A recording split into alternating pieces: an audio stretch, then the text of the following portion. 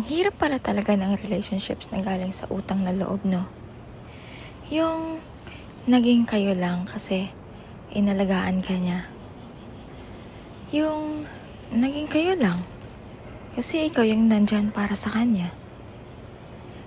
Nang mga time na wala yung mahal niya. Nang mga time na busy yung mga taong tunay na iniisip niya. Kasi at the end of the day, talagang sasabihin niyang, ikaw lang naman yung may gusto neto eh. Ikaw lang naman yung pumilit na magkakaroon ng tayo.